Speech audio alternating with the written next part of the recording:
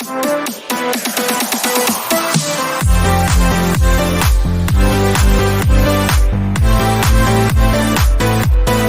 बच्चों, मैं सुनीता पांडे शुक्ला। मैं MA BEd TET CTET qualified आप सभी बच्चों का हृदय से अभिनंदन करती हूँ। आज मैं आप लोग को पढ़ाने जा रही हूँ क्लास 8th NCERT पुस्तक का चैप्टर 3, जिसका नाम है डिजी भारत। डिजी भारत का अर्थ होता है डिजिटल भारत, ठीक है। जिसका डिजी भारत का अर्थ है डिजिटल भारत। थोड़ा सा इसको पहले डिजिटल भारत को समझ लो क्या है, फिर उसके बाद आगे चलते हैं। देखिए, आजकल का जो इंटरनेट का युग है, आप सभी आज मोबाइल का इस्तेमाल करके मेरे ये वीडियो देख रहे हो और अपने चैप्टर को मेरे वीडियो द्वारा सॉल्व कर रहे हो। इस तरह से गेमिंग कर रहे हो, आप कोई मनोरंजन कर रहे हैं, कुछ भी कर रहे हैं, तो ये सब इंटरनेट के माध्यम से ही तो हो रहा है, यानी कि डिजिटल युग हो रहा है। तो देखिए, इंटरनेट के माध्यम से किसी भी विषय की जानकारी हम बहुत ईज़िली प्राप्त कर सकते हैं। केवल एक थोड़ी सी टाइपिंग किया और उससे हम किसी की मीनिंग जान लेते हैं। और इंटरनेट जो है वो एक तरह से देखा जाए कि जो हम लोग डिक्शनरी का इस्तेमाल करते थे, उसी तरह से डिक्शनरी का भी काम करता है।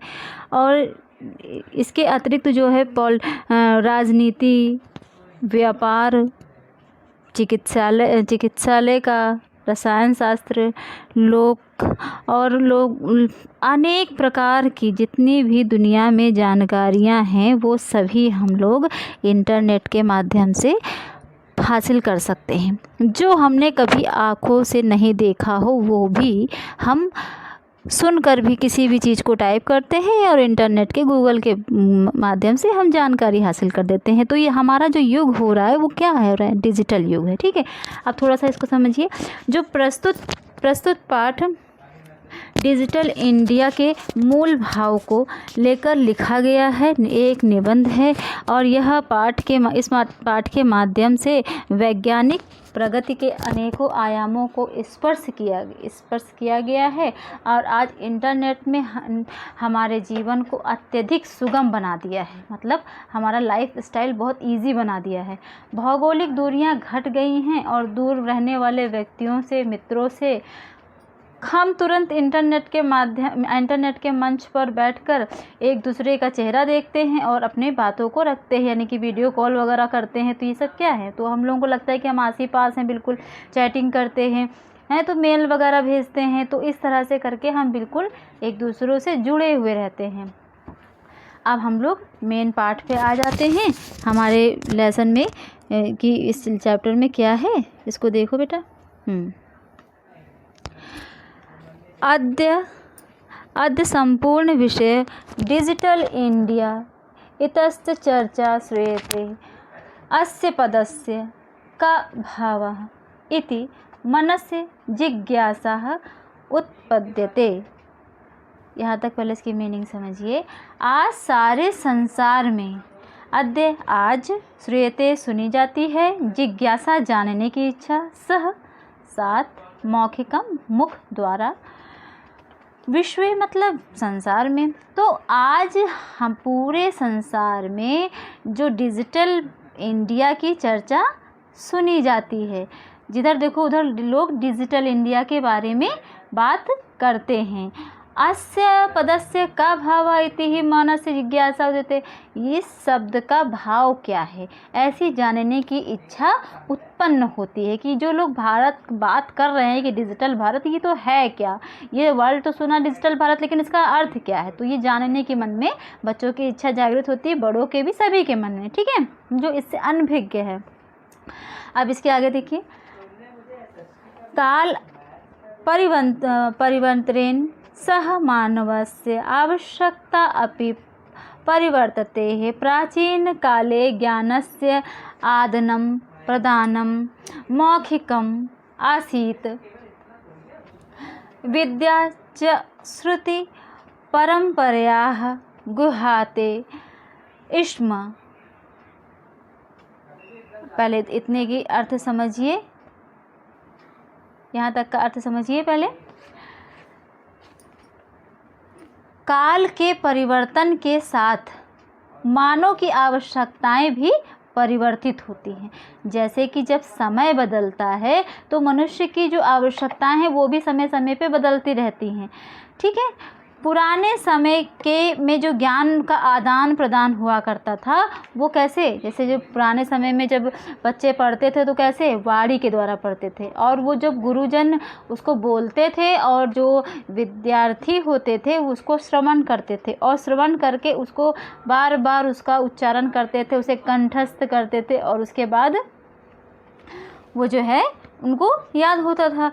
तदनंतर ताल पत्रो अपि भोजपत्रो अपि च लेखन कार्यम आरम्भ परिवर्तनीय काले कर्गदस्य लेखन्याः च आविष्कारेण सर्वे येषाम् एव मनोगतानां भावनां कर्दगोपरि लेखनं प्रारब्धम्।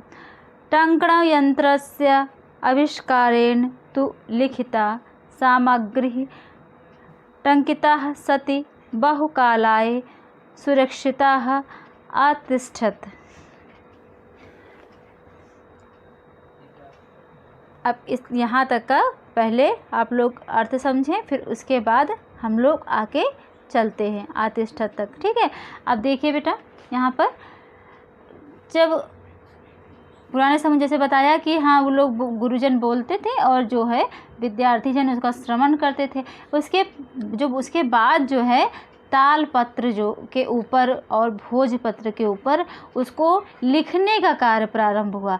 जैसे जब कुछ समय बीता तो जो पत्तों पर लिखा जाने लगा, फिर और समय बीता तो कागज़ पर पेन से या पेंसिल से यानी लेखनी से लिखा जाने लगा, लेखनी का आविष्कार हुआ और सभी लोग उससे लिखने लगे। सभी के मन की स्थिति भावों को कागज़ पर जो है लिख दिया जाता था। फिर थोड़ा और समय बदला, फिर छपाई के लिए यंत्र आ गया, और जो है छपाई का जो यंत्र आया और उसका आविष्कार हुआ, उससे जो है ना चीज़ों को, जैसे पुस्तक आपकी जो छपी है तो वो छपाई वाले से तो छपी है ना, तो आपकी पुस्तकें छपने लगी, उसको जो है जो भोजपत्र इत्यादि पे जो लिखे जाते थे उसको टाइपिंग के माध्यम से छपाई होने लगी। फिर समय थोड़ा चेंज होता गया और समय बदला, तो फिर वैज्ञानिक और समय बदलता गया, और उसके बाद जो है फिर लोग और आगे बढ़े। देखिए, वैज्ञानिक प्रविधि प्रगति यात्रा पुनरग्रेः गताः अद्य सर्वाणि कार्याणि संगणकनामकेन यंत्रेण साधितानि भवन्ति। समाचारपत्राणि पुस्तकानि च कंप्यूटर माध्यमेन पठ्यन्ते लिख्यन्ते च।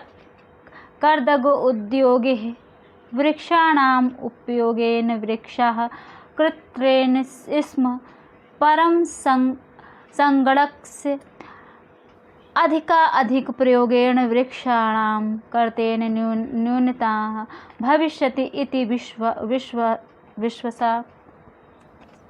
विश्वासाः।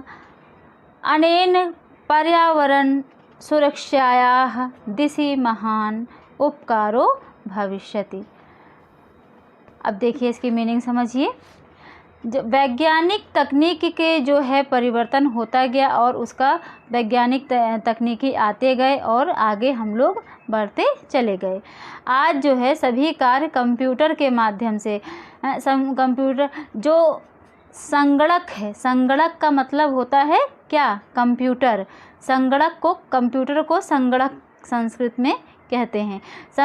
संगणक का यंत्र आ गया जिसके माध्यम से और भी कार्य बहुत आसान हो गए। समाचार पत्र पुस्तकें कंप्यूटर के माध्यम से पढ़ी जाने लगी, लिखी जाने लगी, जिससे क्या हो गया कि कागज़ के उद्योग में वृक्षों का उपयोग जो है कम होने लगा। वृक्ष काटे जाते जो थे वो थोड़ा कम हो गए, परंतु ये अधिक प्रयोग से वृक्ष के काटने में कमी आई है। कमी होगी आगे चल के, आई क्या है, थोड़ा और आगे चल के कमी होगी, ऐसा विश्वास है।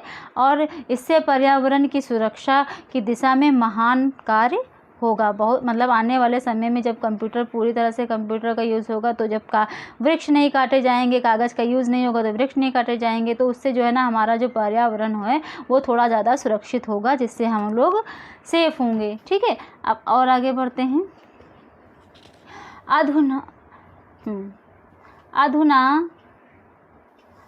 अधुना आपणे वस्तु क्रयार्थकं रूप्यकाणाम् अनिवार्यता नास्ति। डेबिट कार्ड, क्रेडिट कार्ड इत्यादि सर्वत्र रूप्यकाणां स्थानं गृहीतवन्तो वित्तकोशस्य बैंकस्य च अपि सर्वाणि कार्याणि संगणकयन्त्रेण सम्पाद्यन्ते। बहुविधाः अनुप्रयोगाः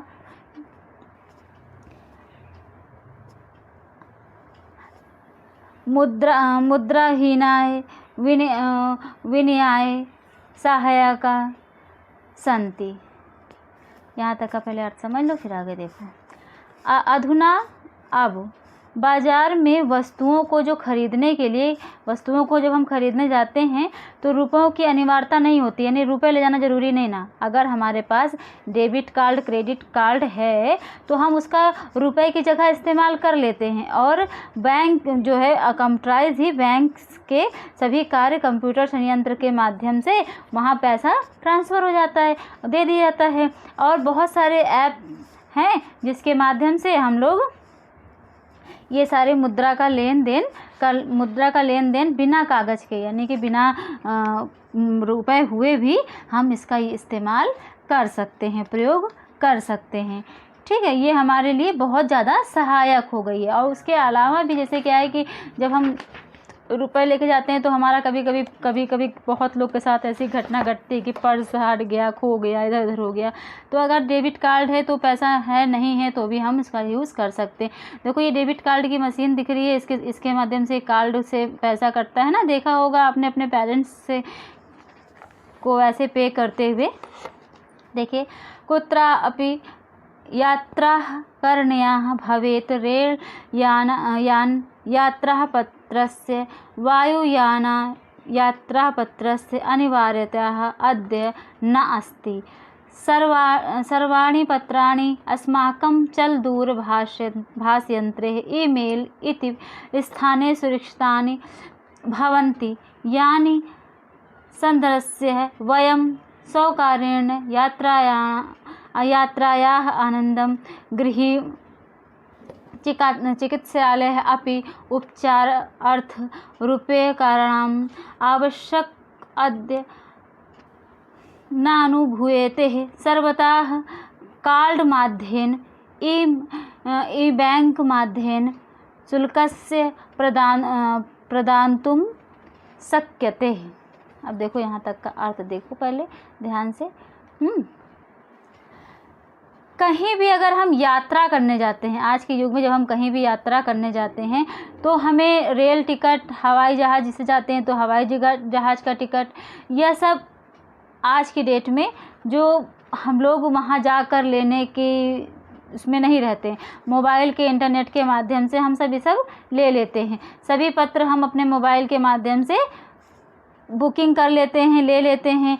और हमारे मोबाइल में ईमेल में वह सब सुरक्षित भी रहते हैं। ईमेल के हमारे जो मोबाइल में जो ईमेल होता है उसमें सब सुरक्षित भी रहते हैं, जिन्हें दिखाकर हम सुगमता से यात्रा का आनंद ले सकते हैं। अस्पताल में भी अगर हम इलाज करा रहे हैं, रुपयों की आवश्यकता का अनुभव नहीं होता है, क्योंकि सभी जगह स्थानों पे कार्ड के माध्यम से हम ई बैंक के माध्यम से फीस जमा कर देते हैं, चाहे वो अस्पताल हो चाहे वो विद्यालय हो। और जो है हमारा कार्य आसान हो गया है, जो हमारा इंटरनेट के माध्यम से हमारा कार्य बहुत ज़्यादा आसान हो गया है। ठीक है, अब इसके आगे देखिए, तद्दिनं नातिदूरं यदा वयं हस्ते एकमात्रं चलदूरभाषयन्त्रम् आदाय सर्वाणि कार्याणि साधितुं समर्था भविष्यामः। वस्त्र पुट के रूप्यकाणकम् आवश्यकता न भविष्यति। पासबुकं चेकबुक इति अन्योः आवश्यकता न भविष्यति। यहाँ तक पहले समझो कि अभी कितना ज़्यादा चेंजिंग आ गई है। पहले क्या था कि जब हम वह मतलब पहले दिन था कि हम लोग सभी चीज़ें लेकर जाएं तभी हमारा कार्य होता था। वह दिन दूर नहीं है कि जब आने वाले समय में कि हम हाथ में एकमात्र मोबाइल फ़ोन को अगर हम लोग लेके चले जाएंगे तो हमारा सारा कार्य सिद्ध हो जाएगा। जेब में रुपए की आवश्यकता नहीं रहेगी और पासबुक चेकबुक की भी आवश्यकता बिल्कुल भी नहीं पड़ेगी, क्योंकि हमारे पास मोबाइल होगा। ठीक है, हम आगे देखिए। पठन अर्थ पुस्तकानां समाचारपत्राणाम् अनिवार्यतः समाप्तिः प्रायः भविष्यति। लेखनार्थम् अभ्यासपुस्तिकायां कर्दगस्य वा नूतन ज्ञानन् अन्वेषणार्थं शब्दकोशस्य अव्ययः अपि आवश्यकतापि न भविष्यति। अपरिचितः मार्गस्य ज्ञानार्थं मार्गदर्शकस्य मानचित्रस्य आवश्यकतायाः अनुभूति अपि न भविष्यति। एतत् सर्वः एकेन एव यन्त्रेण कर्तुं शक्यते। शाकादिः क्रयार्थं फलक्रयार्थं विश्रामगृहे सुकक्षं सुनिश्चितं कार्य कर्तुं चिकित्सालय शुल्कं प्रदातुं विद्यालयः महाविद्यालयः च अपि शुल्कं प्रदातुं किं बहुनाः दानामपि दातुं चलदूरभाषायन्त्रम् एव अलं डिजिभारत इति अस्यां दिशि वयं भारतीयाः द्रुतगत्या अग्रेसराम। ठीक है, अग्रेसराम। अब देखो यहाँ पे क्या कह रहे हैं, मीनिंग ध्यान से समझिए इसमें, बहुत ध्यान से। यहाँ तक हमने बताया था भविष्यति तक कि जो है हमें पासबुक वगैरह ले जाने की आवश्यकता नहीं होती।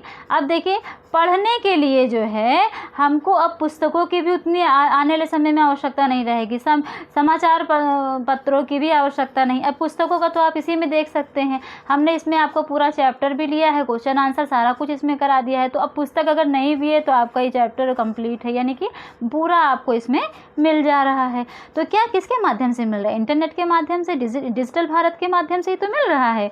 तो पुस्तकों की आवश्यकताएं भी धीरे धीरे कम हो जाएंगी। समाचार पत्रों की भी इतना अनिवार्यता नहीं रहेगी, समाप्त हो रही है और जो है होती जा रही है।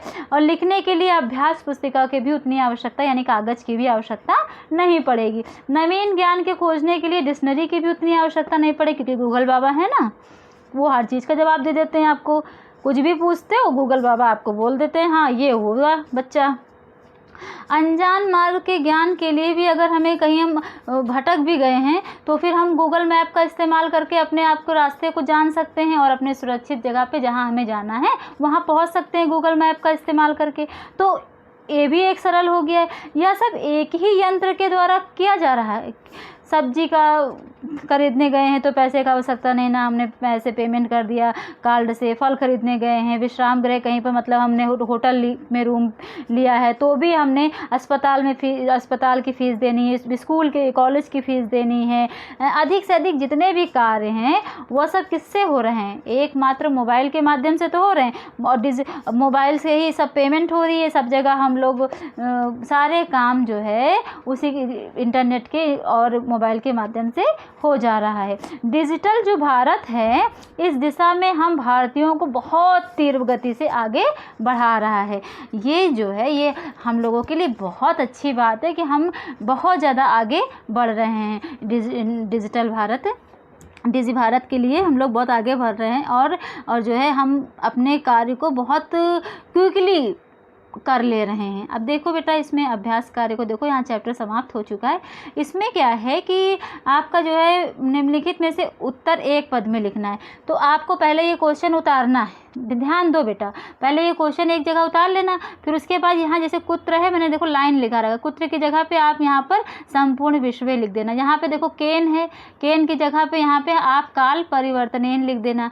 फिर यहाँ पर देखो केशाम है, वहाँ पर रूपकाणाम, यहाँ पे एक्चुअली एक पद में लिखना है तो इसलिए मैंने इसके आगे ही लिख दिया है। आप लोग क्वेश्चन उतारोगे, साथ में ये आंसर भी नीचे लिखते जाओगे। यहाँ पर देखिए कस्मिन की जगह कर्दक उद्योगे लिख दोगे, और यहाँ केन की जगह संगणक यंत्रेण लिख देंगे। ठीक है, अब जो पूर्ण वाक्यन जो आंसर है उसको देख लो। अच्छा ये देखो मैंने लिख भी यहाँ पे, हाँ पूर्ण वाक्यन वाले में आप इसमें पूरा ये लाइन मैंने लिखी हुई है, इसको आप कॉपी कर लो, लिख लेना। अब ये देखो रेखा चित्र का जो है यहाँ पर जहाँ पर रेखांकित है, रेखांकित किया गया है, उसमें जो है प्रश्नवाचक करना है। तो जहाँ पे पहले आप का लिख के इस लाइन को उतारोगे, फिर यहाँ इसकी जगह पे, यहाँ पे जो जहाँ पे आपको लाइन खींची गई है उसकी जगह पे ये किम, मतलब यहाँ पे जो मैंने रेड से लिखा हुआ है ये सब लिख दोगे लाइन वाली जगह में। ठीक है, अब इसमें एक और यहाँ देखो नीचे क्वेश्चन नंबर 4, जो क्वेश्चन नंबर जो 4 है यहाँ पर इसमें दिया गया है कि उदाहरण के अनुसार विशेषण और विशेष को मिलाइए। तो जो इसमें आपका जो लिखा हुआ है ये सही लिखा हुआ है, मतलब इसमें कुछ हमको चेंज नहीं करना है, ये बिल्कुल लाइन से ही बिल्कुल लिखा हुआ है। तो देखिए मौखिकम ज्ञानम, मौखिक ज्ञान होना, मनोगतः उपकारः, तो इसीलिए मैंने इसमें देखो 2 टिक किया हुआ है, इसलिए किया हुआ है कि सेम यही उतार लीजिए क्योंकि ये बिल्कुल सही लिखा हुआ है, इसको मिलान करने की आवश्यकता नहीं है। टंकिता काले महान विनिमया और मुद्रा विहीन कार्याणि। ठीक, अब यहाँ पर देखो, यहाँ पर है कि निम्नलिखित में से जो है संधि जो उसको करना है, यानी कि जो टूटे हुए हैं इन दोनों को, टूटे हुए को यहाँ जोड़ना है, जो विच्छेद हैं इनको संधि करना है। तो आप सबके सामने मैंने लिख दिया है, इसको आप आसानी से देखकर लिख सकते हैं। अब उसके बाद ये क्वेश्चन आता है कि प्रश्न संख्या 6 कि उदाहरण के अनुसार इन निम्नलिखित पदों से जो लघु वाक्यों का निर्माण करना है। तो जो यहाँ पर दे रखा है, यहाँ पर इसका यूज़ करके आपको वाक्य बनाना है। तो मैंने यहाँ पर बहुत आसानी से बना दिया है, आपको कोई भी दिक्कत नहीं ना, आप इसको देख के बना लीजिए, लिख लीजिए, बना लीजिए नहीं, लिख लीजिए इसको देख के। अब यहाँ पे है कि देखिए उदाहरण, जो उदाहरण के जो कोष्ठक में जो उदाहरण दे रखा है यहाँ पर इसमें, तो इसका चतुर्थी विभक्ति का यूज़ करके यहाँ पर लिखना है। तो मैंने इसको भी फिल कर दिया है, आप लिख सकते हैं देख के यहाँ पर। ठीक, अब यहाँ पर आ जाओ, यहाँ पे ये चैप्टर समाप्त हो रहा है और यहाँ पे है बहुत अच्छा है, इसमें मतलब लास्ट में जो है थोड़ा सा योग्यता विस्तार का दिया है, इसको देख लो, समझ लो। ये कोई इसको ओरली है, इसमें कुछ लिखना नहीं है, लेकिन आप समझ लो। देखो इंटरनेट क्या है, इंटरनेट ज्ञान का जो महत्वपूर्ण स्रोत है। मतलब अगर इंटरनेट है तभी तो हम गूगल चला सकते हैं, तभी तो हम पेमेंट कर सकते हैं। अगर इंटरनेट नहीं है तो हम कहाँ से पेमेंट करेंगे? ना ही हम कोई गूगल चला सकते हैं, ना कोई वीडियो देख सकते हैं, कुछ भी नहीं कर सकते हैं। तो इंटरनेट के माध्यम से किसी भी विषय की जानकारी सरलतापूर्वक मिल सकती है। सिर्फ एक क्लिक के द्वारा आप विभिन्न आयामों को छुआ जा सकता है, मतलब किसी भी चीज़ को हम प्राप्त कर सकते हैं। यह ज्ञान का सागर है और जिसमें एक बैक्टीरिया जैसे सूक्ष्म जीवाणु से लेकर ब्लैक होल तक, राजनीति से लेकर व्यापार तक, अंतर्राष्ट्रीय संबंधों से लेकर वैज्ञानिक चरम उत्कर्ष तक की सूचना इसमें प्राप्त हो जाती है। सामान्यतः हमें किसी भी जानकारी के लिए पुस्तकालय तक जाने की आवश्यकता नहीं हो रही है, पर अब हम घर बैठे उसे प्राप्त कर सकते हैं। पहले हम पुस्तकालय जाते थे, यानी कि लाइब्रेरी, और उसके बाद तब हम कुछ पुस्तकों को पढ़ते थे, तब हमको जानकारी हासिल होती थी। परंतु अब ऐसा नहीं है, इंटरनेट के माध्यम से, मोबाइल है और इंटरनेट है, तो हम सब कहीं कुछ भी पढ़ सकते हैं, जानकारी हासिल कर सकते हैं। यह एक सामाजिक प्लेटफॉर्म है जहाँ हम दुनिया के किसी भी कोने में बैठकर लोगों से किसी भी विषय पर विचार विमर्श कर सकते हैं। और इस पर ईमेल सुविधा है, वीडियो कॉलिंग है, और आसानी से वीडियो कॉलिंग और ईमेल के माध्यम से हम लोग एक दूसरे के साथ उपलब्ध हो सकते हैं। ऑनलाइन दूरस्थ शिक्षा, यानी कि ऑनलाइन डिस्टेंस एजुकेशन के माध्यम से लोग घर बैठे ही पाठ्यक्रम का पूरा पाठ्यक्रम कर सकते हैं। यह मनोरंजन का मुफ्त साधन है और इसकी जो है इसमें जो है ना मतलब हर जगह पे एक जगह से लेकर दूसरी जगह तक जाने पहुंचाने में यह जो है हमेशा उपलब्ध रहता है, कभी भी ये छुट्टी नहीं लेता है, ना इसकी संडे छुट्टी होती है और ना इसकी मंडे छुट्टी होती है। ऑल टोटल वर्क में का हमारे सेवा में ये लगा रहता है। अब यहाँ देखिए, अनेक शब्दों के लिए एक शब्द बनाना है। तो ज्ञातुम इच्छा, तो ज्ञातुम इच्छा यानी कि जिज्ञासा उसका एक वर्ड हो गया और इसका अर्थ होता है जानने की इच्छा। कृतुम इच्छा, चितिकृषा लिखा हुआ है और करने की इच्छा। पातुम इच्छा, पिपासा पीने की इच्छा। अब यहाँ देखो, भोक्तुम इच्छा, बुभुक्षा खाने की इच्छा। जीवितुम इच्छा, जिजीविषा जीने की इच्छा। गंतुम इच्छा, जिग्मिषा जाने की इच्छा। ठीक, अब यहाँ पे देखिए, तुमुन प्रत्यय में जो तुम शेष बचता है या प्रत्यय के लिए अर्थ में प्रयुक्त होता है। जैसे कृततुमुम, कृतुम, दातुमुम, दातुम। अब अर्थ भी समझने जाओ। करने के लिए कृतुम लग जाएगा, देने के लिए दातुम। खादतुमुम, खादितुम खाने के लिए। पठतुमुम, पठितुम पढ़ने के लिए। लिखतुमुम, लिखितुम लिखने के लिए। गमतुमुम, गंतुम जाने के लिए। अब इसके साथ जो है ये आपका चैप्टर समाप्त होता है। आप लोगों से बस यही एक बात कहनी है कि आप सभी वीडियो अपने सभी दोस्तों के साथ शेयर करिए और जो मेरा चैनल है उसको सब्सक्राइब करिए, साथ में बेल आइकन ज़रूर दबाइए और ध्यान रहे कि वीडियो को लाइक ज़रूर करिए, क्योंकि जब लाइक करेंगे तभी तो आपको मालूम पड़ेगा कि हाँ, मुझे भी पता चलेगा आपके लाइक के माध्यम से कि बच्चे मेरी वीडियो पसंद कर रहे हैं, तो मेरे अंदर भी मोटिवेशन आएगा और सकारात्मक जब सोच आएगी तो और अच्छा मैं बनाऊंगी और अच्छा मैं प्रयास करूंगी। ओके बच्चों, बाय, टेक केयर।